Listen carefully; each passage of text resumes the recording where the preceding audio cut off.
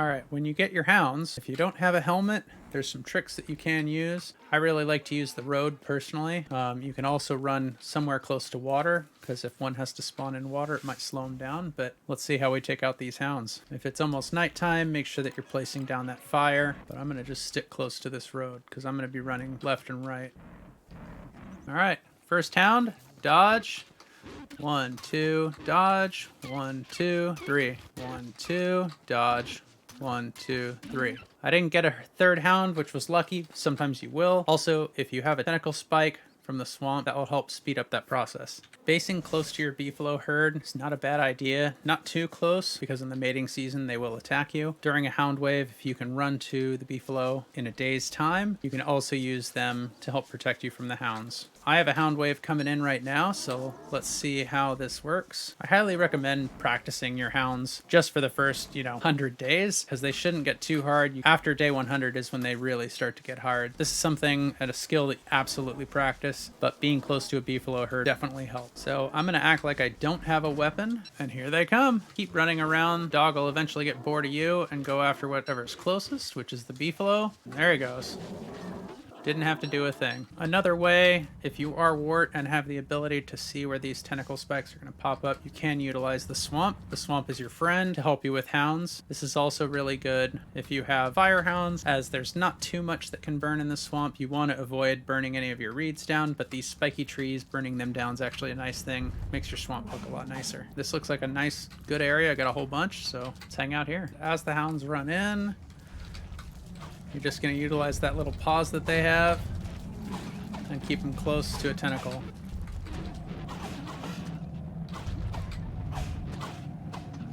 Perfect. That's it.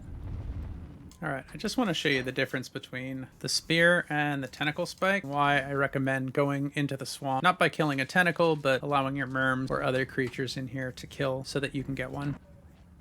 All right, so first dog, 1, 2, 3, 4, and this dog's gonna take one more hit, so 5 versus 1, 2, 3. So definitely a worthwhile item to go and get, especially early game. Winter is upon us. For your thermal stone, you're gonna need 10 rocks, 1 pick, and 3 flint. I usually use my pickaxe down to 3%, and then you get your thermal stone. Make sure you have that before winter. Thermal stone only loses durability after being heated and then cooled. If you can keep it heated the entire time during winter, you won't lose durability. Something to keep an eye on. This is something that you're going to want to carry a little bit past winter as well. Fiery red color means that it's at max. During winter, you're going to encounter Deerclops. I know before we used beefalo to take care of dogs. You don't want to take Deerclops to your beefalo. He'll actually be able to kill your herd. It is nice because the beefalo will be able to help you, but as you'll see, Deerclops will be able to take out your herd, and fairly quickly. Definitely not worth wasting your herd. Now during winter, you can take Deerclops to the swamp. I currently have a mod on that's keeping the snow away, so you can't see the snow, but getting Deerclops stuck on a couple of tentacle spikes will help bring down some of the damage, also give you the possibility of getting a tentacle spike yourself. There we go. During your first winter, Deerclops is going to spawn in. He will be attracted to technology, so he will try and destroy your base. I recommend building possibly a couple of fires. Even just one could work. 1, 2. And if you run with a road, you can kind of go back and forth. A little time consuming, but totally worth it. I'm using a tentacle spike, as you see, for 51 damage versus the 34 that my spear would do. I recommend a fire for the main reason that you can heat up from it.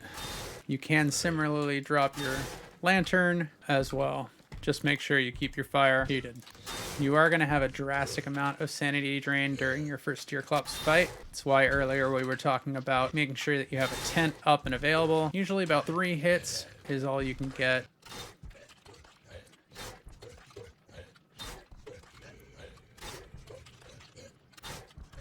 So I know the sound, Deerclops is coming. Can build some signs nearby your base for Deerclops to maybe hopefully avoid. This is why you want to run from base. He's just gonna destroy everything. So let's see if we can drag him farther away. Come on, buddy. I got lucky and my thermal stone was fully heated. Need to keep in mind that I need to stay warm. With a good amount of practice, you two will be able to do this very well. I'm already starting to go crazy, and it looks like we got a Terrorbeak. So you run farther away. The Terrorbeak is faster, so take care of the Terrorbeak first, knowing that Deerclops will be more than happy to let you wait. All right, took care of the first Terrorbeak. Back to Deerclops. One more hit and I'm toast. So let's not die. And if you have a Terrorbeak and smaller guy is of course slower, take care of your Terrorbeak first. Again, it's just a dodge. Try not to change your camera angle. And if you safely made it, run back, collect all your goods. Also, if you build something, you are going to gain 15 sanity if it's being built for the first time.